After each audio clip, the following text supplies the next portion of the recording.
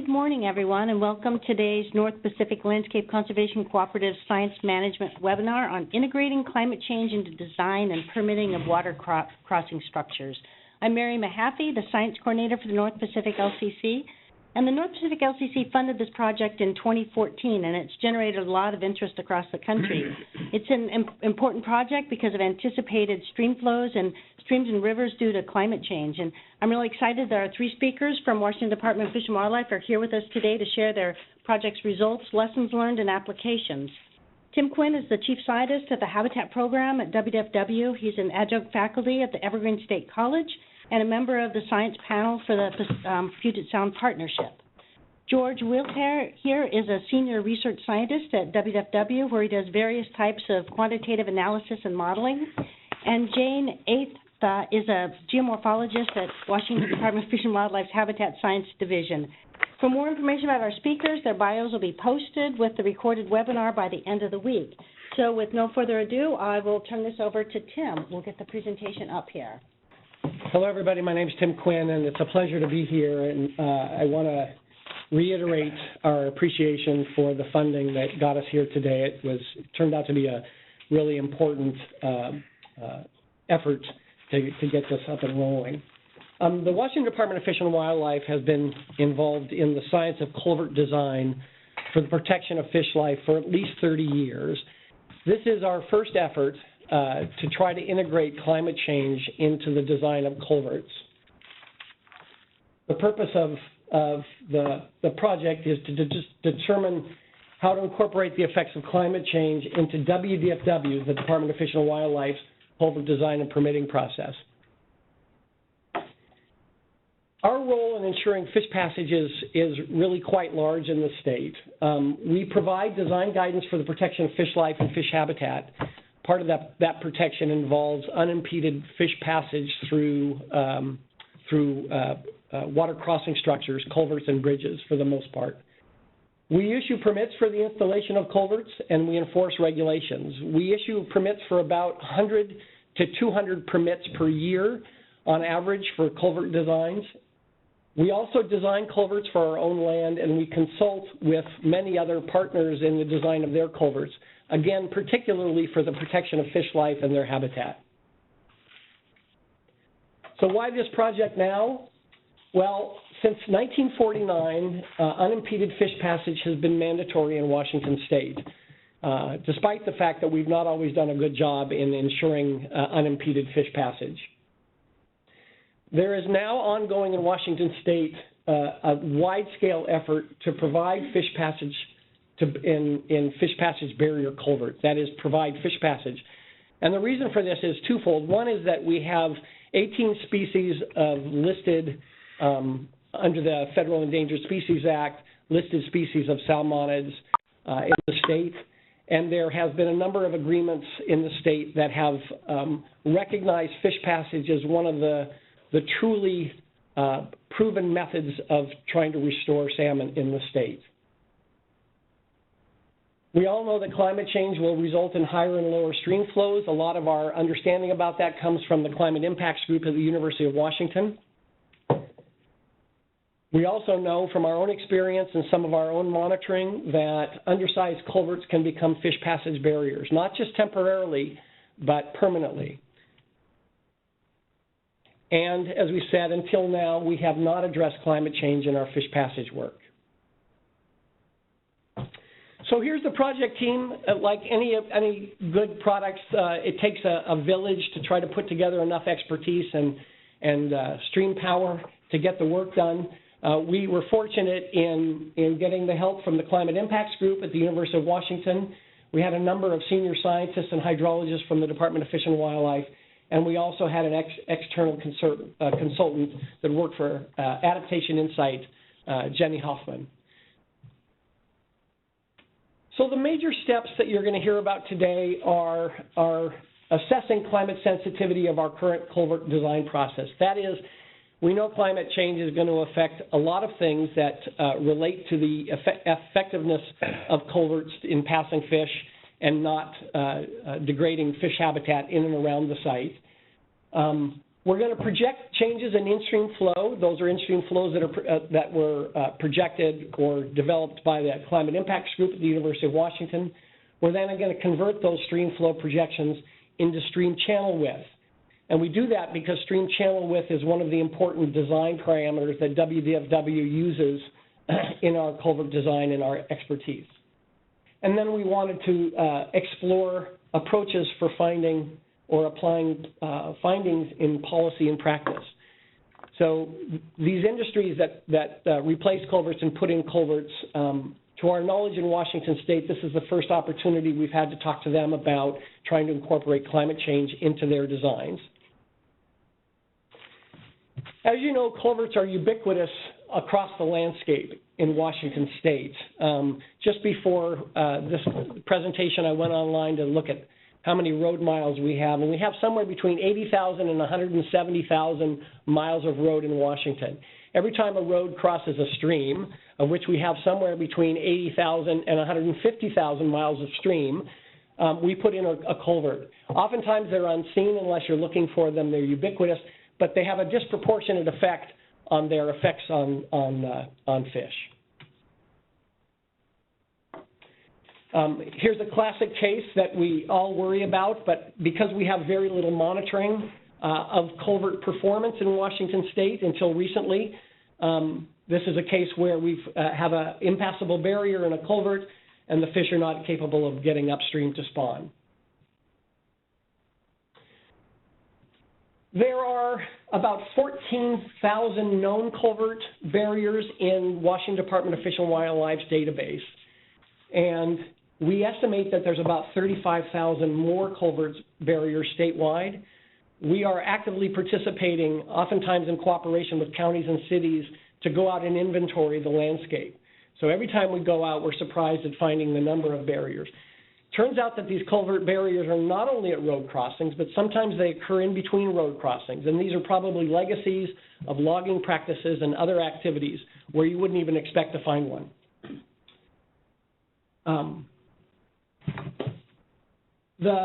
The cost, this is a rough back-of-the-envelope cost to replace these barriers based on some assumptions, but this is by no means a small endeavor. And there's a huge amount of, again, effort and pressure on people to repair their barriers, particularly as part of trying to get salmon recovered. So with that, I'm going to turn over the mic to Jane Atha. Okay, and I just also want to be clear that because we are spending or potentially spending so much money to replace some of these culvert barriers, it's really important that we factor in what might be changing due to the climate, and we expect our culverts to last from anywhere from 30 years to 100 years, so definitely within the bounds of some changes that we're expecting to see in the future. So, let me see. To reiterate our role in ensuring fish passage, and the key point I want to talk about again is that we issue permits for the installation of culverts and provide design guidance for those permits. We subscribe to a geomorphic approach to culvert design, which is quite different from many other types of culvert design. There is an emphasis on the continuity of stream processes. So again, our agency is really looking at and designing culverts through a fish passage lens. And there has been a theory, a fluvial theory that it's been around for at least 50 years that is in part summed up by this quote below. By measuring the channel width, one takes a measure of the watershed, its area and rainfall, its vegetation and substrate. So what this means for us is that when we are designing geomorphic culverts that have the stream simulation process, we are really looking at channel width as being our key integrator in the design process, and you'll see what I mean here in just a minute. We primarily permit two types of culverts. We have for our smaller streams the no-slope culvert design, which is sized to be at least as wide as the Bankfull width measurement. And for our larger streams and for different varying slopes along the profile, we have our stream simulation culvert, which adds a 1.2 times the bankfull width plus 2 feet, so a factor of safety there. And culvert width really does matter. So this is just an illustration of a culvert that was installed in 2011, and it was intended to be a fish passage culvert, and several years later, we are already seeing aggradation to the point where fish would struggle to pass under the roadway.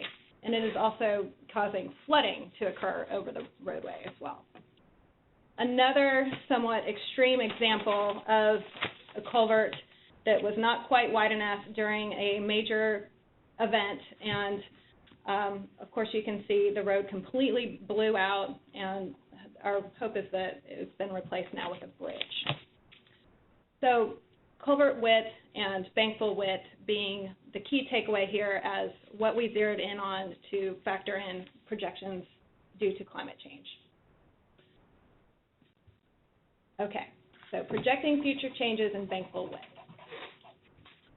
This was our key workflow here, how we modeled the project. We had our temperature and precipitation data that we are seeing. We have decreases in snow and increases in rain. This is the key regional response that we're expecting in Washington State. And that, of course, has impacts on the amount of runoff that we're seeing. We have an increase in winter peak flows projected across the state, and a decrease in the spring peak flows due to the snowmelt in the region. That is going to, in many places, increase our channel width. There is a relationship between the amount of runoff and the width of the channel expected. And in turn, that is going to impact our culvert size. So as I mentioned, we size our culverts due to, or with the consideration of bankfull width. So we're going to see increases in bankfull width in many areas. So in the rectangle above, that is what we modeled, and that is the meat of our project for at least this component. We used global climate models that have future projections for temperature and precipitation, and with these data, we input them into a hydrologic model, estimated bankfull flow, and then predicted bankfull width. The University of Washington Climate Impacts Group did the global climate modeling and the hydrologic modeling, and our agency estimated the bankfull flows from those data and got bankfull width predictions, which is, once again, the key parameter in culvert design in Washington State.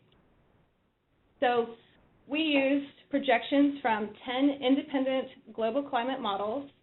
We used one climate change scenario. This is the moderate A1B scenario.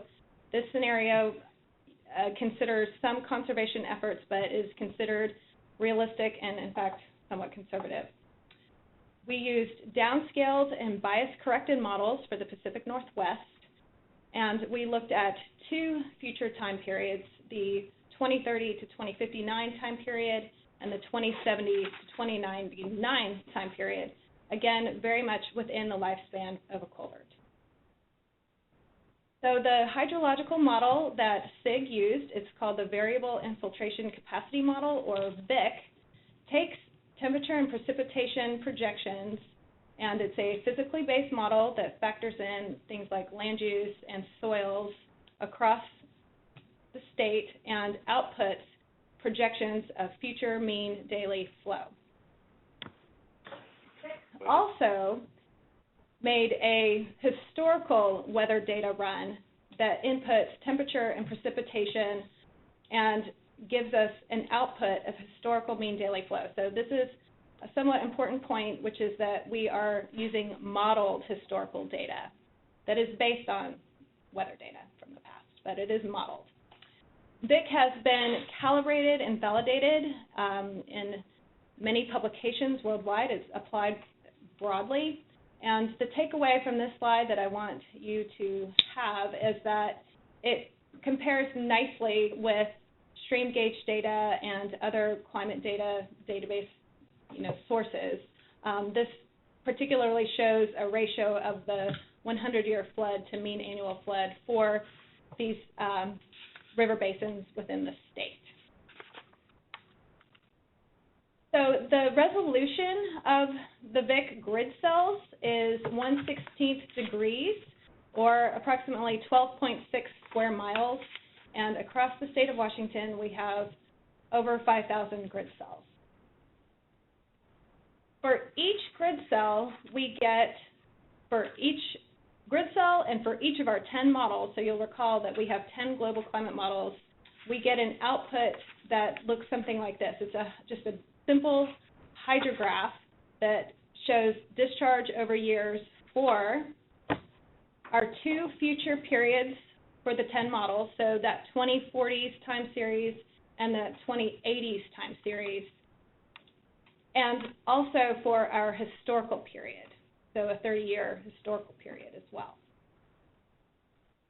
And with those daily mean flows that we're getting for each of the models and for each of the grid cells, we derived a flood frequency curve, and we did this in order to get at the Bankfull discharge, or the stream flow denoted as Q, and for each grid cell and for each of the 10 models within that grid cell, and for the 2 future time periods and for the historical record. So emphasizing that we have a lot of data that we're looking at. So bank flow recurrence intervals vary by ecoregion. So we subdivided the grid cells by ecoregion and applied the correct Bankfull flow, which we have here. So this is just an example from, again, one model from one grid cell, where in this region we can look at a return interval and discharge of that discharge 1.5, and that gives us our Bankfull flow for that model for that grid cell. And we did that for all 10 models for all 3 runs across the state. So the reason that we are looking at this particular return interval, or this Q1.2 Q Bankfull, is that we are able to predict Bankfull width with this. There is a strong power relationship between discharge and channel width. And thankfully, we were able to use some work that was done by Janine Castro back in 2001, that she developed equations empirically in across the state and beyond, and was able to dial into the different Bankfull discharges that we needed to predict Bankfull width across the state. So again, it's a power equation, as you can see.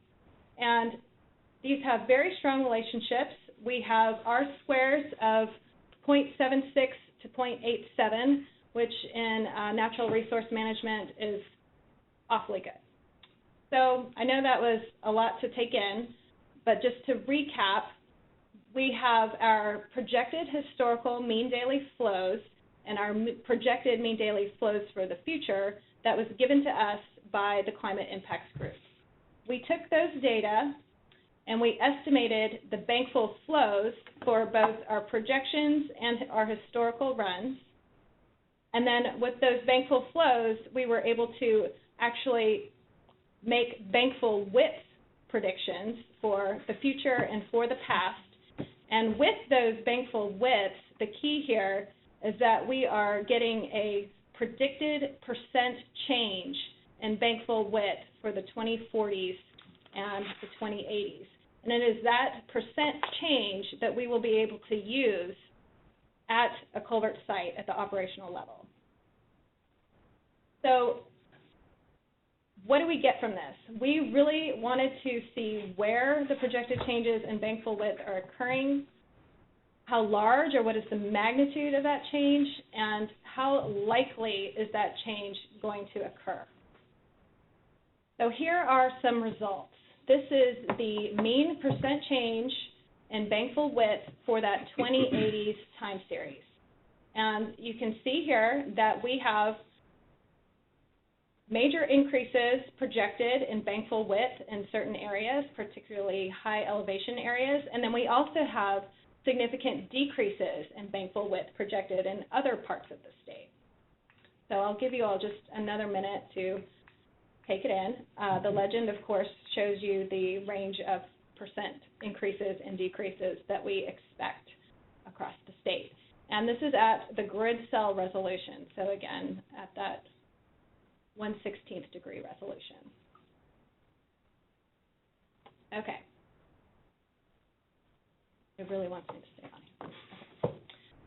So you're probably recognizing at this point that we are dealing with quite a bit of uncertainty, and we had to address the uncertainty at every level of this modeling exercise. Our least amount of uncertainty is down at the bottom where we are predicting bankfull width. We have empirical data. We have an R-squared of greater than 0.75, which again is pretty solid. It's a very well-known relationship between discharge and channel width. And our uncertainty increases somewhat with our hydrologic model, where we're projecting runoff and we're estimating the bankfull flows. And we were able to handle that uncertainty by validating the VIC model with actual empirical stream gauge data.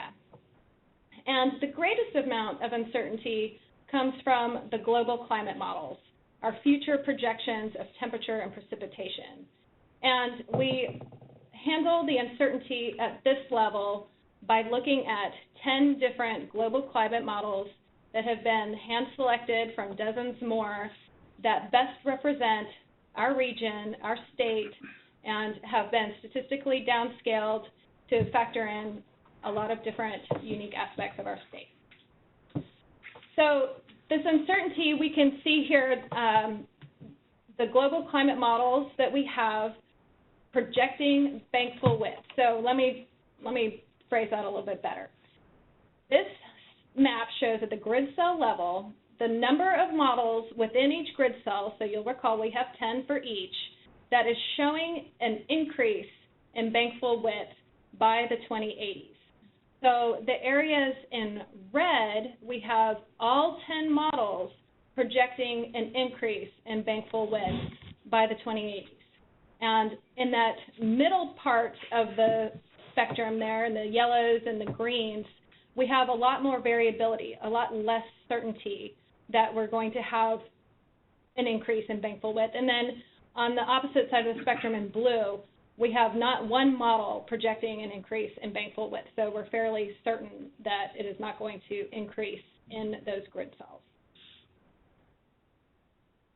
So with that, I'm going to pass it over to George Wilhare. Thank you, Jane. So how might we use our results in culvert design? The best way to answer that question is to actually do it. And through a fortuitous set of circumstances, we are. We've been given a remarkable opportunity to work with culvert project proponents and engineers to incorporate the results of our analysis into the design of real culverts. This is the Chehalis River Basin, to both upper and lower drainages. There's currently a lot of funding for restoration projects in the basin, and some of that funding will be used to replace culverts that are currently blocking fish passage. Recently, funding has also been made available to design and install climate-adapted culverts. So here's the Chehalis Basin again. The dots represent about 30 culvert projects where culverts will be replaced. Jane and I have been working with a few of the project proponents in the basin to provide them our results and guidance on how to use it. Before I proceed, I have one caveat. While these projects are moving forward, and we've been working with the proponents on climate adaptation of the culverts, it's not a done deal yet. There's a lot of enthusiasm for wider culverts that are adapted to climate change, but no checks have been cut yet. It's not a done deal. But we're really optimistic that we're going to be able to design culverts that are adapted to future climate change. So I'm going to use one of the projects to explain how our information is being used. So this is the Polson Camp Road culvert project on Big Creek.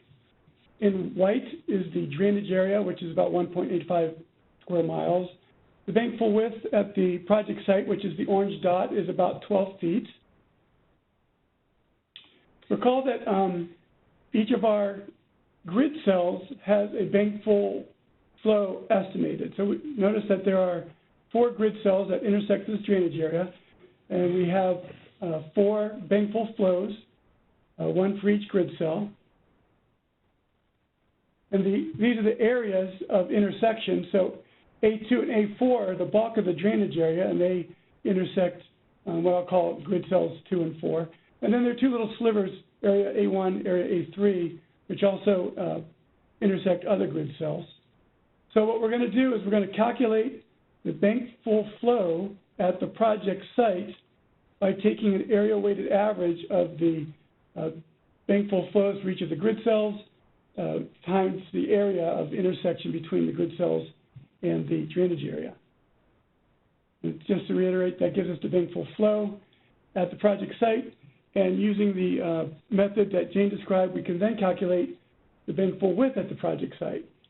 And we're going to have 11 bankfull widths, 1 for the historical flow projection and 10 for each of the future projections due to climate change. So here's what we know about the project site. The range of bankfull widths, the percent change, the range of percent change in bankfull widths ranges from -6 to 34%, and that's shown by the black dots. Each of those dots represents a different projection in change in bankfull width. The mean percent change is about 9.5%, which is the red line. 7 of the 10 models project an increase in bankfull width at this site. So you see 7 dots above the 0 line. And 6 of 10 models project an increase greater than 5%. Those are the yellow dots. In many people's minds, 5% is considered a significant increase. So how might an engineer use this? Well, the engineer would take the information I just presented and apply it to a culvert design. So let's assume that the engineer is going to design for a stream simulation culvert, which is on the right, and the equation for the width of the culvert is 1.2 times the bankfull width plus 2 feet. That's the equation the engineer would use. So the engineer would know that from measurements in the field that the current bankfull width is 12.2 feet, and that's shown by the blue line in the diagram. Jane and I would tell the engineer that the mean change in bankfull width is expected to be about 9.5% in the future.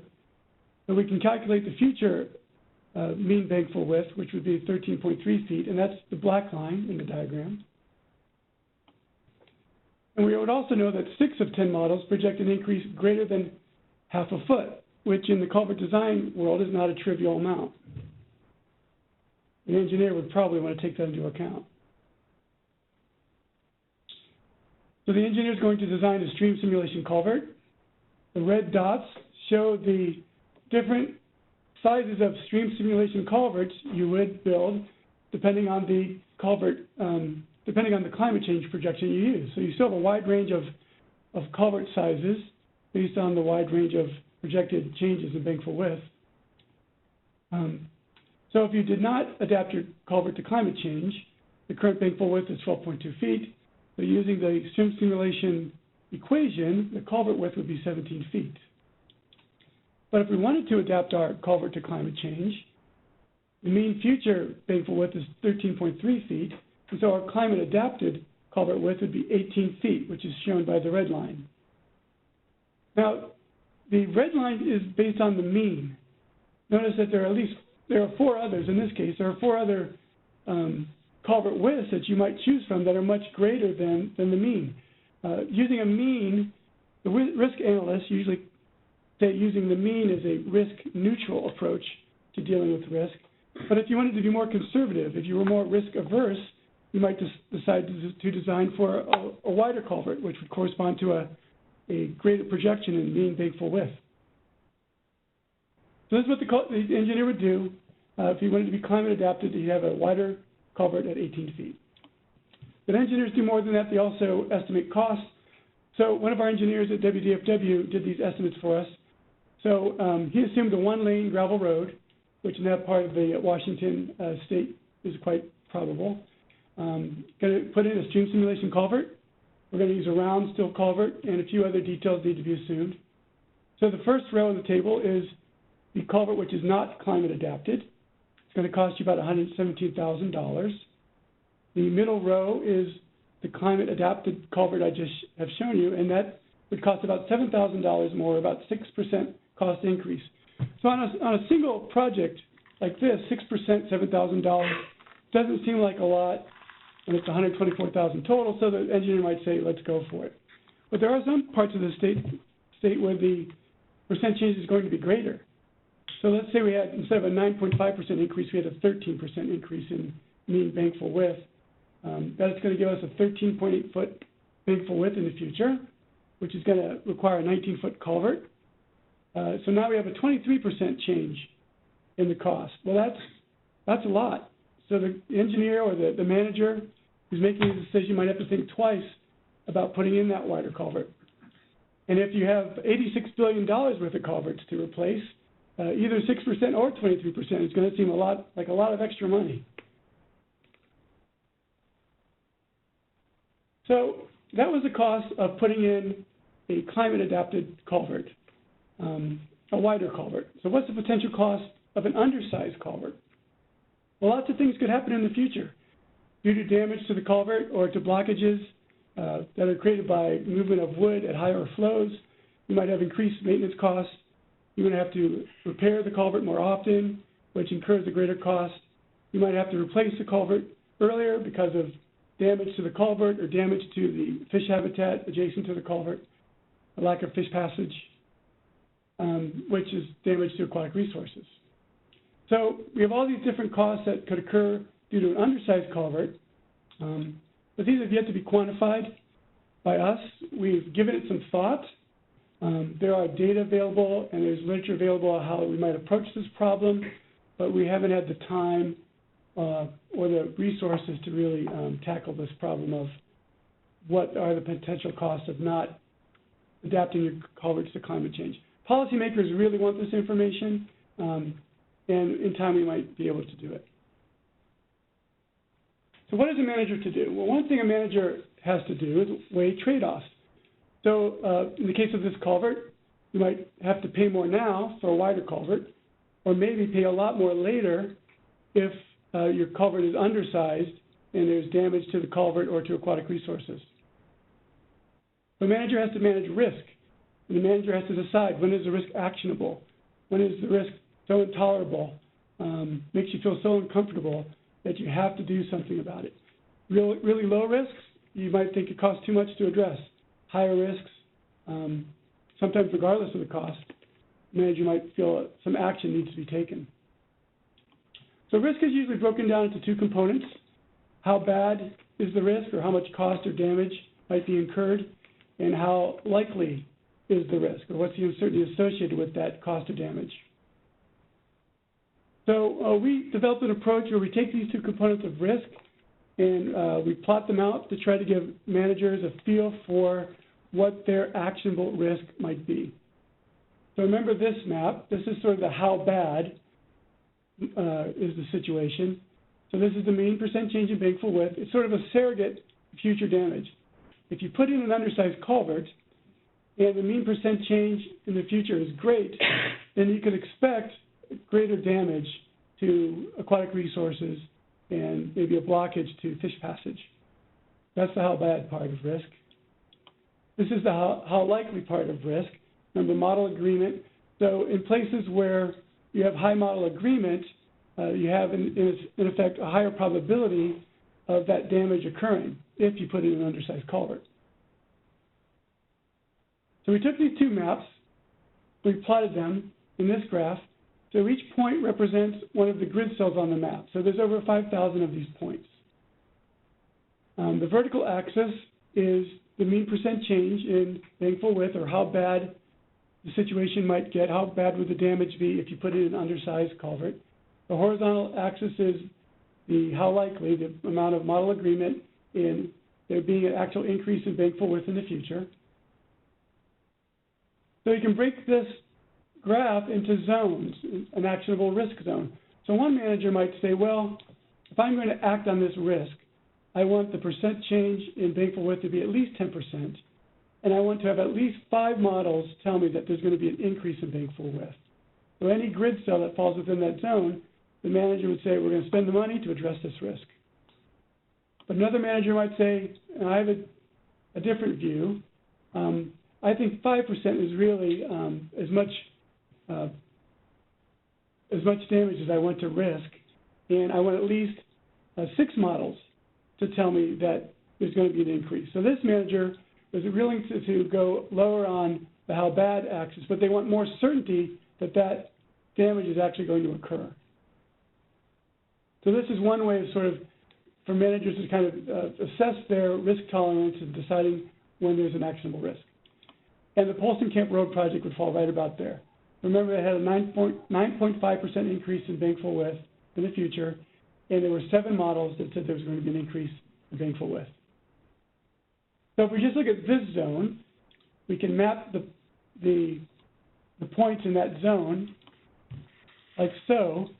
So in the red, these are the grid cells where the mean percent change of bankfull width is at least 10%, and there are at least 5 models projecting an increase in bankfull width. So a lot of it is in higher elevation areas, but you can see on the coast, a lot of it's low elevation.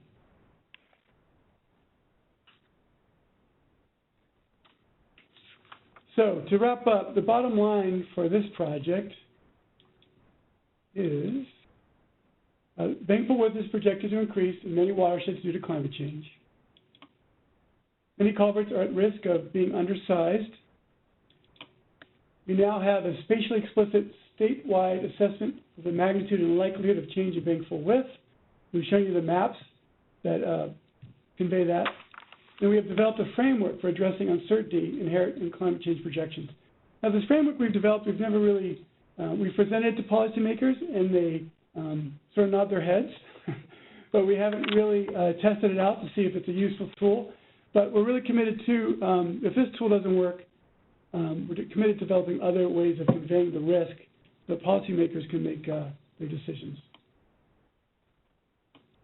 Next steps for us, we're going to learn from this collaboration on climate adaptive culverts in the Chehalis Basin projects. Like I said, there's a lot of optimism that we're going to get this done, and money is available to build the wider culverts. We're going to work with managers at our own agency to incorporate climate projections into culvert projects on our lands. We've already met with managers and policymakers in our agency, and they're really enthusiastic about putting in wider culverts. This year, we didn't have any culverts going in on our lands, but we will, and we're going to put in wider culverts. We're going to continue to disseminate our results to organizations that replace or install culverts. The Chehalis Basin example, I don't think is going to be unique, especially when there's money available. I think groups are going to be really excited about using this information to plan for the future and make their culverts wider to avoid the costs that we expect to incur if culverts are undersized. We're going to explore development of voluntary guidance. Right now, we have a 300-page water crossing design manual, and over time, we may incorporate this information and how to use it into that same manual. There's some stakeholder involvement and policy decisions that need to be made before we actually do that. And finally, we're going to explore funding opportunities to provide easier access to information for users. Right now, the access is a phone call to Jane or I, and we have to do a lot of analysis to get those data ready. As in the Polson Camp Road example, you can see there's a lot of GIS work and statistical analysis we need to do. But we'd like to have a website where this is actually automated. People just click on the site of their culvert project, and the numbers are given to them. Again, the access to the information is to Jane. Who made that slide? Thank you, everyone, for listening. And if you have any questions, we're more than willing to answer them.